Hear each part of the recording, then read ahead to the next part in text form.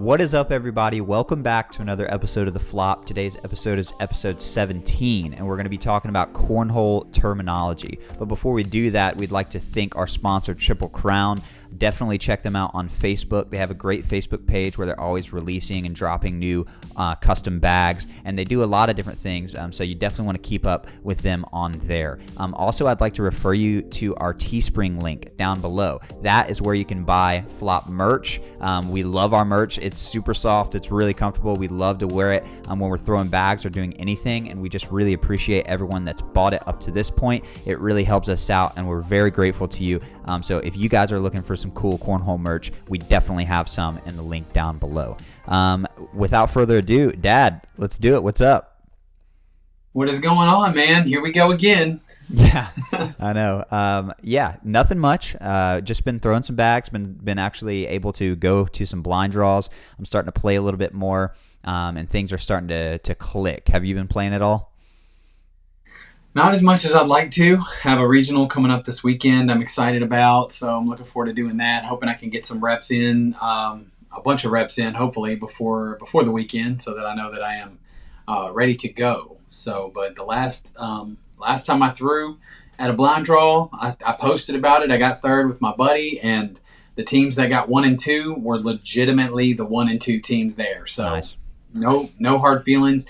We lost to one of them to get into the third place game, and then we lost to the other one for them to get back into the Kings or the final. So we got to lose to both of them, but we threw great. I threw well. I was happy with my performance, so I'm hoping I can carry a little momentum into the regional. Sweet. Yeah, that's really exciting. I'm sure you'll be ready. Regionals are so fun. I love. It's just a different vibe a little bit, it feels like there's a little bit more on the line, or maybe you want to do better. It's a showcasing of people coming from, a lot of different areas. So like regionals are really exciting. Right. Absolutely. Yeah. It's like you said, it's definitely a whole new atmosphere because you're stepping up to the boards with like a lot more on the line than just, a $10 buy-in. You got points and placement and stuff like that. You're actually tracking your PPR, so that's stressful. Yeah, because it's like, if I throw a 5, everybody's gonna know it. So that's right. Yeah, yeah, that's definitely true. Well, let's jump into today's topic. So we're going to talk about some cornhole terminology. We have listened to a lot of you guys in the comments saying that sometimes we throw out some slang or some cornhole jargon that maybe you don't know what we're talking about. So, yeah, once again, we've said this before for other videos, but if we say something and you're like, yeah, duh, then obviously it's not for you because we do have people asking, and we want to make sure that everybody's on the same page and, help out anybody that, wants to know what's going on. So we're going to start with some of the basics. So one of the first things that you're probably going to hear when you go to a blind draw or something like that is the down and back. So it's customary within the game that you and the person you're standing next to will throw a round, which is throwing 8 consecutive bags. You throw 4, they throw 4, and then you throw down to your partner, and then they will throw a round as well, or they'll throw back and return them, and then you'll start the game. Right. Yep. Let's spin for it. I don't want to be the only one talking the whole time. So, Dad, I'll just give you some terms, and then maybe you can just let me know what they mean. Let everybody know what they mean. So let's spin for it. Awesome. We hear that all the time. Yeah, I have no idea what that means. So that was a bad one to pass off to me. Are you serious? No. Nice. This just goes to show we're not rehearsing this. Like we're just hopping on the camera and going for it. So, okay, yeah. That's right. We're full send. Heck yeah. So, somebody wants to spin for it. Basically, spinning for it, or you have people who will flip for it. Some people will just flip a coin, Yep. But if someone is spinning for it, generally, you will agree on a point on the bag. Mm-hmm. That will be your focal point for the spin. You will ultra has like a little ultra in the corner that kind of points, so a lot of times when people spin an ultra bag, they'll use that, and whoever that points to will go first. Yep. So generally it's the seam, the top closing seam. on the bag. So that closing stitch. And then what will happen is you'll spin the bag, literally, just spin the bag on the board so it hits and it spins on the board. Yep. And then if the seam is pointing to you, then you go first. If it's pointing to the guy across the board, then he goes first. And if it's in the perfect center, which happens to me more than you would reasonably think it would, you just do another one. So you just spin it again. But that is what they mean when they say, hey, you want to spin it? Heck yeah. Okay. And that's when we talk about cornhole, you hear pitch a lot. Pitching is just throwing the bag. But something relating to the term pitch that a lot of people don't really think about or maybe know about when they start playing is the pitcher's box. So you actually have in the game, there's a regulation imaginary box on either side of the board for each pitcher to stand in, and it measures about 3 feet wide and 4 feet long. And do you know, Dad, specifically, like, is it like part of your foot has to be in it and then everything else is good? Typically, except for the front. Obviously, you can't be standing. Your stance can't be in front of the board. Yep. But if you have to step out to try to collect a bag, and we'll talk about that collecting a little bit later. But if you have to step out to try to collect a bag, you just have to have part of your foot in this box at this moment. So you get to step out about 3 feet, and your entire body, except for the side of your shoe, can be outside of that box. But as long as part of your foot is in that box, it's okay for you to throw in. And then there's a lot of debate about follow through and as far as stepping across the line in front of the board. Yep. And it is a highly contested topic. I personally feel like there's a foul line for a reason. And I feel personally like you should stay behind the foul line. It just makes everything easy and nothing's up for debate. Yep. If I throw my bag and I'm behind the foul line, then it can't be contested. That's right. But if I throw my bag and step across the foul line, well, now we've got to go get the director involved. And did he release the bag before he stepped across? Because that's the rule. Is the bag has to be out of your hand before your foot crosses that foul line. Yep. And again, to be completely honest, if I'm playing against somebody that does a step like that, it doesn't bother me. Some people, it gets in their head, it throws their game off. It doesn't bother me. I'm simply looking at it from the perspective of simplification. Yeah. You can't debate the bag if you throw from behind the line. It just is what it is. And, we know that the majority of the cornhole community are great folks. Just great people who love the game and are having a good time. And even if you stepped across the line when you threw the bag and it wasn't out of your hand, 8 to 9 out of 10 people aren't even going to make a comment about it. But we all know we've got those guys who every little thing, like, could you not flip your bag while I'm getting ready to throw? Could you not, just juggle them in your hands while I'm trying to get ready to throw? It's very distracting. Yep. And I missed that because the guy over here was just juggling his bags, the whole time. And, look, it's all part of the game. It's gamesmanship. It's all part of it. And technically, you're well within your rights to ask politely for the gentleman to not do a certain thing if it is distracting to you. But these are the same kinds of people, though, that are going to definitely call you on that. They 4-bag in to win, and they're like, your foot was across the line. Yeah. You know what I'm saying? So for me, it's like, don't even call it into question. Just stay behind the line, and nobody gets to argue about it. Yeah. So my opinion. Absolutely. And you have to account for, sometimes it's a physical thing for people. Sometimes, some people are maybe a little bit older and can't generate enough force from their hips, or they have to keep themselves square to where they have to actually fall forward a little bit. If you think about like men's and women's basketball, very rarely do you see a man, which traditionally has about 25% a stronger upper body just from the scientific evidence that we have, they don't typically follow through with their body over the three-point line. But for a female, sometimes when you're watching college basketball or something, or even high school basketball, it's very normal to see them follow through over the three-point line because they're using more of their momentum to toss the bag. So it really is subjective, and right now it's within the rules. And so maybe one day it will move to where you can't step over the foul line at all for any reason. But for right now, it's within the rules. So you're going to be much better off just trying to throw all 4 of your bags on the hole versus criticizing whatever they're doing. Right. Well, and I will say that right now it is within the rules in the Yeah. ACL. The ACO, you are not allowed to follow through past the line. Oh, interesting. That's a foot in the ACO. And then as far as blind draws and stuff go, I really don't think anybody cares Mm-mm. about it. But that would be a house rule. And then I would imagine if that was something that was consistently being a problem or a debate, then whoever's running the draw will probably make an announcement. Hey guys, remember there's no follow through past the line or whatever. Yeah. But in most cases, blind draws are usually pretty laid back and, it's cool to do whatever. Absolutely. And more than likely, that Within the person is not throwing an 11 PPR. So it's not really that huge of a deal. Yeah. we do know a guy though. We We do. do We know a do. guy. We can't do this. We have to put that to I rest. know we're not gonna do it. It's not gonna run through everything. So I promise. okay, so yeah, so now we've established the foul line in the pitcher's box. So now you know where you can stand, you know where you can cross or not cross, depending on what rules or organization you're playing in. Now around, like we said, we have somebody will say I had a good round or I had good rounds and I had bad rounds. They don't mean an entire game like a game like a round of sets. A round is just 8 bags being thrown from 2 players on one side. So once the 8 bags are thrown and it's down to the 2 on the other end, that round is over. I would even to simplify that, I would just say it's 4 bags is a round for Yep, you. that's exactly right.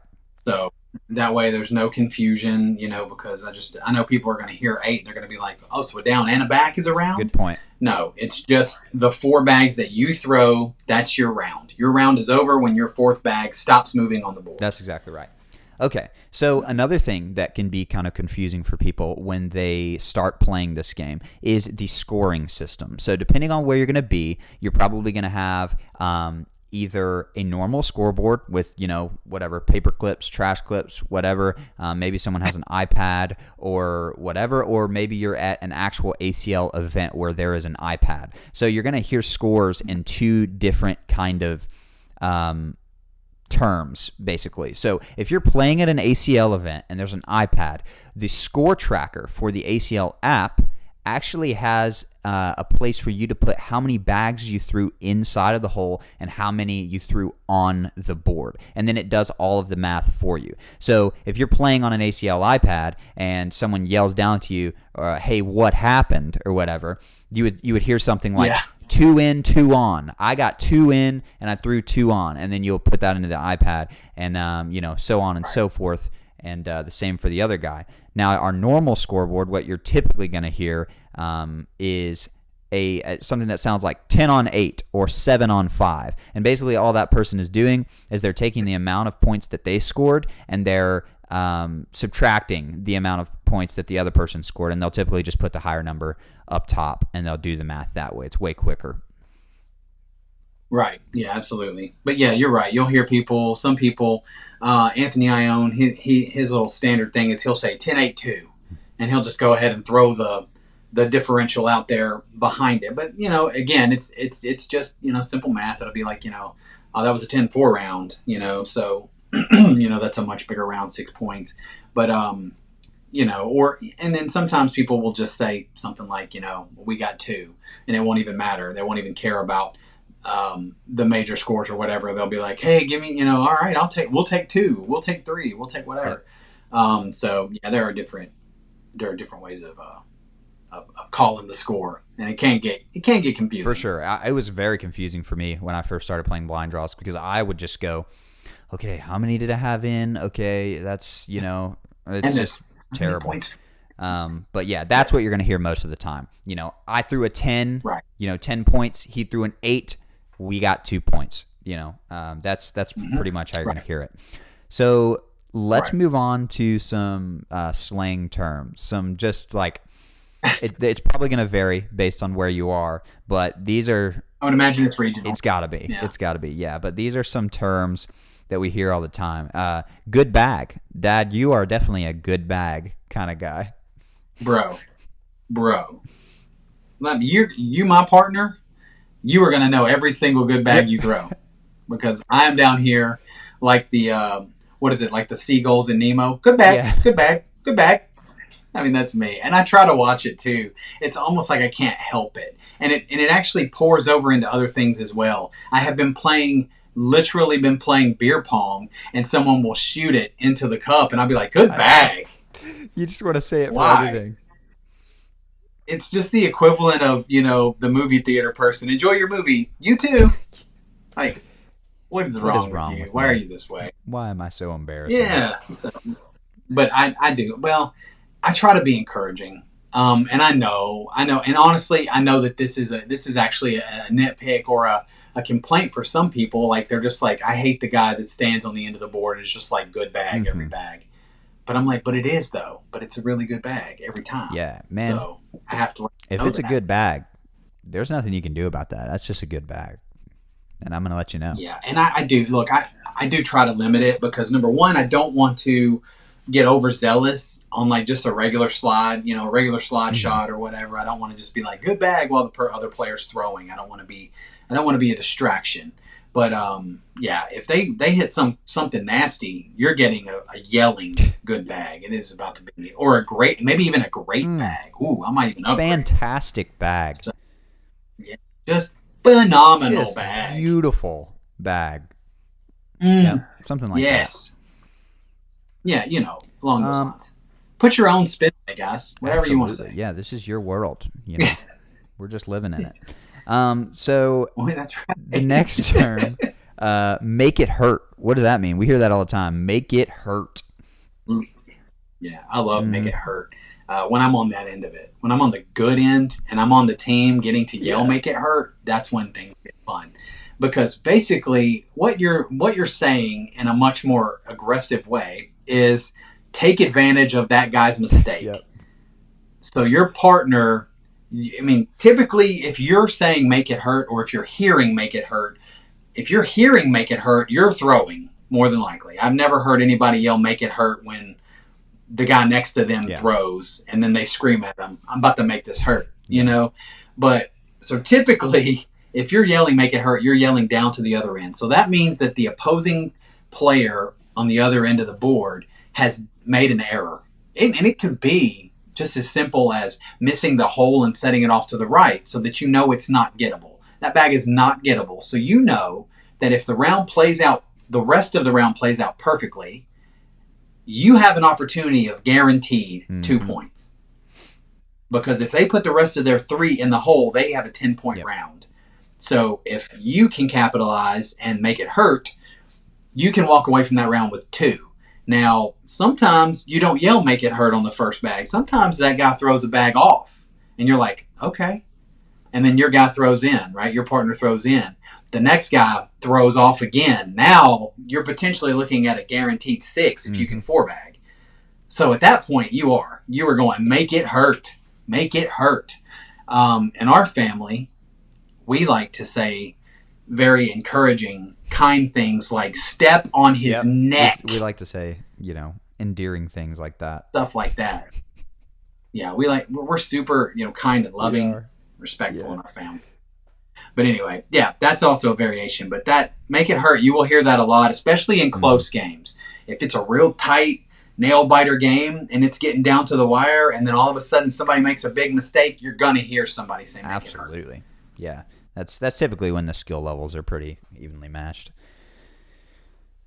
And just real quick, to piggyback on make it hurt, I will also say make it count. If I know I'm in a blind draw situation and I know my player's probably not going to make a 4-bagger, or maybe they also have one off, I will tell them make every bag count. Make every bag count. In other words, let's try to at least be on the board. Let's at least be in a point situation. I would rather you have that 1 sitting on the board than the 0 sitting beside Yeah, you. I agree. So just to piggyback For sure. on that. It's all about all of this talk, all of this slang. It's really just all about helping your partner. It's really, you're just supporting your partner, like something I like to say. I mean, like if you miss your first bag, you throw it off. Like, hey man, you got 9 points in your hand right now. Like, let's go. Like you're good. Yeah. No, I like that. I like that as well. And then it's, where I'll say, hey, you got 3 more. Mm-hmm. You got 3 more. Make them count. Same kind of deal. You know what I mean? So you got to shake that off. And anybody will tell you, I am not a trash talker. I don't talk trash. I am a wild cheerleader. I mean, if you're on my team, you're gonna get support. I'm supporting you. I'm supporting every bag that you throw that's good. I'm telling you to shake off every bag that you threw that was bad. I'm trying to give you counsel, advice of what I can see down from my end, but I will not talk trash to this guy over here, and I will not talk trash to that guy down there. I just don't. And I have also found that even when I'm in a casual environment, drinking beers at a friend's house or something, and we start to get a little catty, every time I talk trash about somebody, I have the single worst game of my entire life. So for me, it's about I'm not going to make myself look like an idiot. So I'm going to be super encouraging and just not say a word to that guy. Yeah, it's definitely a game of focus. And if, some people, emotions help them focus. Some people, emotions don't. And, you just kind of have to figure out, who you are when it comes to that. Yeah, absolutely. So a couple other things. We have stay hot, keep throwing well, basically, self-explanatory. Pick me up, partner. I'm struggling down here. I need you to pick me up, like help me out. Just give me 2. Sometimes we say, we're at 19 and we're like, look, I just need 2 points from you. Like, I just give me 2, man. Like, if you give me 2, or sometimes we'll say something like, if you're in a position where you believe you have the upper hand against the person you're playing against, and maybe it's a lot tougher or a lot more even on the other end, you can say, just get it back to me. Like, do everything you can to get it back to me, because I will finish this, Yep. Get it back to me. Right. Absolutely. Yep. No, I like that one too. It shows, it's like you recognize that they're having a tough game down there, and you're like, just get it back to me and I'll do everything I can Heck do. Yeah.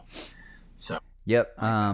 When you hear shoot it or send it, it's typically it's an airmail. Like, that's pretty much what it always means. I mean, I guess you could shoot a roll shot. That'd be really weird. I'd probably just expect them to tell you to roll it, but yeah, roll it, or give them the the little symbol for roll is the like the roll it up from the Patty Cake Baker's Man. For those of you listening on the podcast, you can't see. Roll them up. Put it in the pan. Universal symbol for roll bag. That's right. Hey, put it in the pan. That means to roll it up. Put it in the pan. I just made that one up. We'll see if it catches on. All right. Cool. Yeah, Thanks. no problem. So another one would be, is the hole open? So obviously, the hole is pretty much always open. What they're asking is can I get my bag in there without hitting theirs or bringing theirs in with it? Mm-hmm. Yeah, absolutely. So they're basically asking you, and this is where doubles has a little bit more of an advantage than singles, because in singles you'd have to take a time out to go down and check out the whole situation, and you only get 2 of those typically, depending on what the house rules are, but ACL rules and like I believe ACO as well, you get 2 timeouts in singles. Yep. And then 2 timeouts. No, I think it's 2 timeouts in doubles, but it's 1 for each end. So you don't get 2 to go down and check your end. You have to rely on your partner. So this is when a bring your own partner event. This is when it's so key to have such a good rapport. Know your partner. Know what your partner's capable of. Can my partner hit this backside airmail? If I feel like my partner can't hit a backside airmail, maybe the opponent has a bag hanging in the hole, I'll say he's got one hanging. It would have to be backside, or I would be like, too risky, board it. Yeah. But knowing your partner's skill level is important for that situation. But to piggyback on what you're saying is like, is the hole open? Because the hole, it's there. It's a 6-inch hole. There's obviously a hole, but what they want to know is can I get this bag in that hole? Now, some people only need about the back quarter of a hole to just freaking drain one, and I've seen it happen, and it's insane when it does. But some people, you run the risk. If there's a lot of bags packed in the hole, you run the risk of slapping them, slapping those bags, trampolining off, draining whatever is in the hole. So let's say that they have a bag or 2 hanging. You knock 2 of their bags in and you go off the bag. So that's why when someone yells down to you, hey, is it open? Is the hole open? it's very important to know, A, what your partner's capable of doing. Are they capable of hitting a backside airmail cleanly? Or B, is there just too much going on around the lip of the hole to even worry about it? You might be in a situation where it's like, just board it. Let's take two. Or, and like you could have gotten, more if you hit the airmail. But, if you're going to get points one way or another, go ahead and get the points. I agree. That's a really good point. Yeah, you need to know what they're asking for when they say, is the hole open? I really like a couple of these terms that I feel like you coined. I mean, I didn't really hear them from anybody first. But tell me what a short block and a deep block is. A short block, for me, when I throw a short block, I hit the dead spot on the board and it sits right on the bottom. That's a short block. And say what you will, but that is the most effective block in all of Cornhole. It's impossible to get around. Nobody's able to get around a short block like that. Level 7 block, some people might call it, which I will joke and say that as well. Like, good luck with that level 7. Something like that. But I love a good short block. Not really, because it will mess me up as bad, or if not worse, than the player I'm throwing against. Yeah, you think you land in the middle of the board every time when you throw, and then someone throws that level 7 block. And you're like, oh, I guess I don't land in the middle of the board. I guess I land to the bottom right corner of the board every time somehow. Yeah. And I guess I hit just enough of that short block to cause my bag to careen off the back at light speed. It's the worst thing ever. It is annoying. And then a deep blocker is when you go, and a lot of these blocks and things, predominantly it's going to be carpet guys trying to set these blocks. So for me, I'm throwing my carpet bags and I go to place a block on my opponent and it goes in the hole. I'm just like, deep. Well, it was a little deep block. That block was a little bit deep. A little deep. Just a little deep. Yeah, that block was a little deep.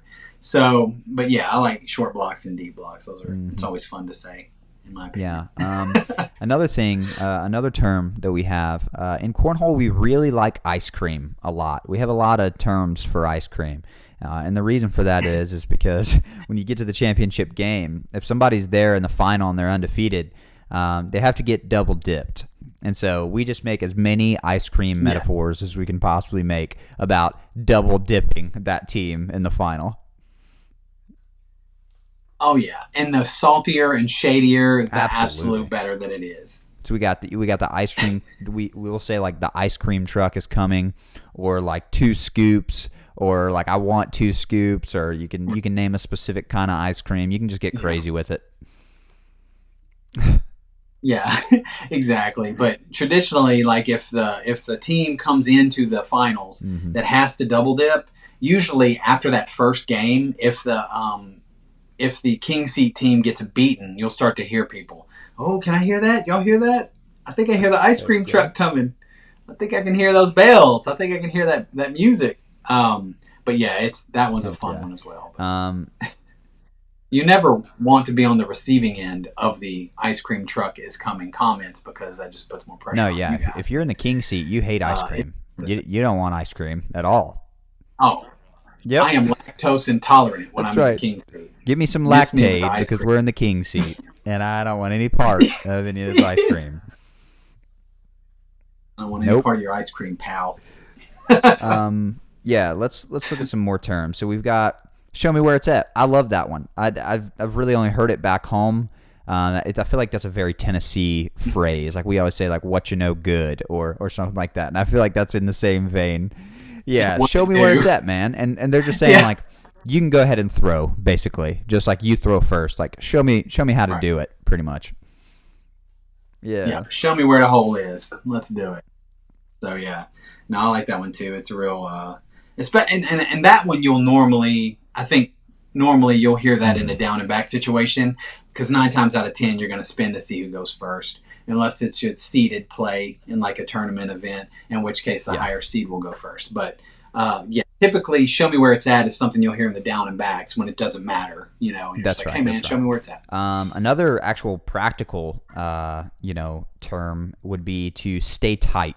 So we say this all the time. I don't know if other people really say it. But you want to explain stay tight, Dad? Yeah. Yeah, man, stay tight. And this is if I'm not good bagging you, Mm-hmm. I'm stay tighting you.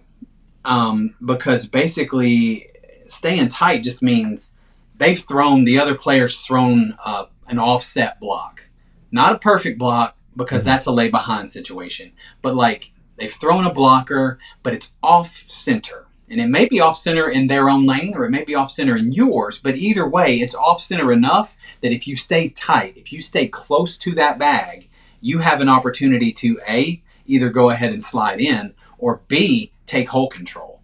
Because if you hit it, if you stay tight on it, you're going to bully it. You're going to bully it a little bit, at which point you're making it, harder for them to collect, but you're also being able to get by it to either go in or take hole control, which is just going to make the round even more difficult for them. So, so yeah, I definitely am a stay tight guy. I'm like, Yeah, let's go, absolutely. stay tight. I love that term, and I think it gives the right image for what you need to do on throws like that. We've already talked about like airmail drags a little bit, but like a drag and a collect. So like if a bag's hanging on the hole, they say drag it. They want you to airmail it and hit that bag and take it in the hole with the bag that you just threw. A collect would be typically in the world of pushes. So if they're saying try to collect this bag, actually, maybe you've got a point advantage and you have the ability to do something crazy. You got a little bit of leeway. Hey, go ahead and try to collect this bag. Or maybe it's off to the side. Maybe they know you can do it. If they say collect it, they probably believe in you. So, take that as a compliment. Yeah, absolutely. Absolutely. And also, just to elaborate a touch on what you just said, and you hit it. I just want to make sure that we shine a little light on it. Collect is usually different. It's in the push family, but it's a little different from a push because a push is typically right in front of the hole. So it's just a direct hit on the bag. A collect is typically it's off to the side of the hole. Like not out of play off to the side of the hole, but just kind of maybe a little off. It might even be hanging in the hole, but it's not hanging in the front of the hole. It's hanging on the side of the hole. And a lot of times if you can step out and get just the right angle on your bag and hit it in just the right spot, it'll hit that bag, bunch it up, and most of the time they'll fall. If it's in the right spot, like I said. But yeah, collect varies from a push in just its location, the bag that you're collecting location. Yeah, it's on the collectible. hole. It's not out of the range. It's not out of play. Yeah. A lot of times bags can be collected over the course of like 3 throws. So if you throw a bag that's off to the right of the hole, maybe every time you can just touch it just a tad to work it over, and then that final bag collects it. Yeah, work it over. Yeah. And I've probably done, like, in my cornhole career, I've maybe done 2 or 3, like, incredible bag is way down and should have been out of play, and I should have just left it alone, but I was able to work it all the way back up and get it in. But like I said, in 2+ years of playing this game, maybe I've got 2 or 3 that were just, like, insane memory worthy. So it's not easy to do, especially if you're trying to push it from that maybe you threw a short block and you want to try to collect it. So you definitely have to work it up, and it's not all about, and pros will tell you it's not about hitting that bag in on the first bag. It's about staying tight and just nicking it, and just it spins it over a little bit at a time, and then it becomes collectible. That's exactly right. But we'll leave those level 7 collects for Eric Davis and Brett Guy. Those are they've got those. We typically just end up throwing 3 bags off trying to get them. Correct. So we've got just board it. Obviously, they just want you to throw it on the board. Don't do anything fancy. We're good. We're obviously in a position. We just need it on. Or lay up. They want you to lay it up, throw it on the board. It's like a layup in basketball. It should be the easiest thing ever. But if you've ever played basketball, sometimes layups, you just miss them, and I don't know why. Same exact thing happens in cornhole.